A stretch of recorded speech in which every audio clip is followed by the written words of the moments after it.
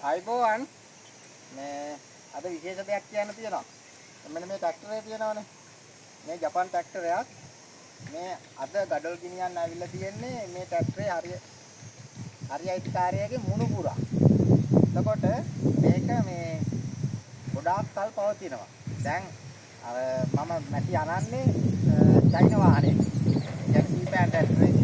ඒකම තිස්සේ මලෙට දෙනවා කල් පවතින්නේ නැහැ. හරි අමාරු ස්ටාර්ට් කරන්න. මේ ප්‍රශ්න ගොඩක්. අන්න ඒ වගේ තමයි ඕගොල්ලෝ ගයක් හදනකොට ඒ ගේ හදන්න ඕන කල් පවතින විදිහට. දැන් මේ මුණුපුරා මේකෙන් වැඩ ගන්න. ඒ වගේ තමයි තමන් ගයක් හදනකොට දරුවන්ට මුණුපුරන්ට අනාගතයට වැදගත් විදිහට තමයි ගේ හදන්නේ.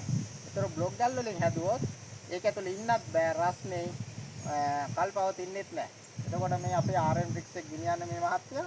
ඉතින් මේ බලන්න චයින වාහනයක කියන්නේ සීපෑන් ට්‍රැක්ටරේකුයි මේ ට්‍රැක්ටරේකුයි ස්ටාර්ට් කරන්න පුළුවන් කොච්චර පහසුද කියලා. මේ දෙකේ හෝස් පවර් ගාන වෙනස්, වැඩ ගන්න පුළුවන් ප්‍රමාණය වෙනස්. ඒක වෙනම කතාවක්. හැබැයි චයින වාහනයකුයි ජපාන් වාහනයකුයි අතර වෙනස. ඒ වගේ තමයි බ්ලොක් ගල් කැටයකුයි RN Bricks කැටයකුයි මෙන්න මේ වගේ වෙනසක් තියෙනවා. එතකොට ඕගොල්ලෝ ගයක් හදන්න අනිවාර්යයෙන්ම තමන්ගේ අනාගතය, තමන්ගේ පරම්පරාව, දරුවන් මුණුපුරන් ගැන හිතලා සුදුසු ගඩොල් කැටයක් තෝරගන්න කියලා මම යෝජනා කරනවා. දැන් බලමු මේ ට්‍රැක්ටරය මම එක වටයක් කරකැවෙන කලින් ස්ටාර්ට් කරනවා. ඒ තරම් පහසුවෙන් ස්ටාර්ට් කරන්න පුළුවන්.